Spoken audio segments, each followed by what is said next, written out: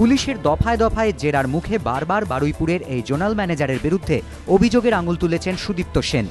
দক্ষিণ ২৪ পরগনায় জমি কেনা বেচার নথিও মিলেছিল এই বুমবাড়ি বাড়ি থেকে। তারপর থেকেই হন্যে হয়ে তাঁকে খুঁজে বেড়াচ্ছিলেন গোয়েন্দারা, কিন্তু মোবাইল ব্যবহার বন্ধ করে দেওয়ায় বারবার হাত ফসকে চম্পট দিয়েছেন তিনি। অবশেষে প্রায় ১.৫ মাস পর মিলল সাফল্য। রবিবার পূর্ব যাদবপুর থানার ভেড়ি এলাকা থেকে বুম্বাকে গ্রেফতার করে বারুইপুর থানার পুলিশ। পুলিশের দাবি, গোপন সূত্রে খবর মেলে রবিবারই আস্তানা বদলের পরিকল্পনা রয়েছে বুম্বার। সেই মতো তার আগেই বুম্বার গোপন আস্তানায় পৌঁছে যায় পুলিশ। সকালে গাড়িতে উঠতেই গ্রেফতার করা হয় তাঁকে। বারুইপুরের ফুলতলা এলাকার বিবেকানন্দ পল্লীর বাসিন্দা অরিন্দম দাস। স্থানীয় এলাকাতেও তাঁর উত্থানের কাহিনী বেশ চর্চিত। কয়েক বছর আগে একটি কারখানায় কাজ করতেন বুম্বা। ভাই জুম্বা একটি অটো চালাতেন, বাবা রেলের কর্মচারী।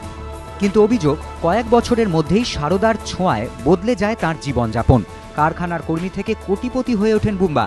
তবে পুলিশ সূত্রে খবর, জেরায় সুদীপ্ত সেন জানিয়েছেন, বারুইপুর ও সংলগ্ন এলাকার আমানতকারীদের কাছ থেকে ৫০ কোটি টাকা তুললেও ফেব্রুয়ারি মাস থেকে তা জমা দেওয়া বন্ধ করে দেন বুম্বা।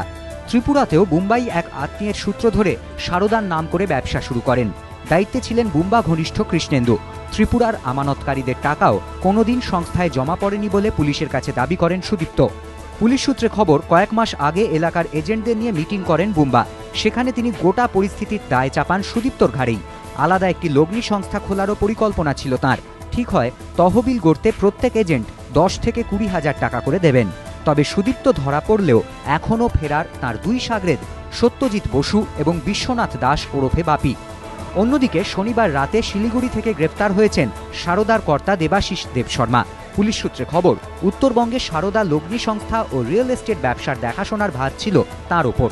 দেবাশিস দেবশর্মার বিরুদ্ধে মালদার বেশ কয়েকটি থানায় একাধিক অভিযোগ রয়েছে। রাজস্বী দত্তগুপ্ত, এবিপি আনন্দ।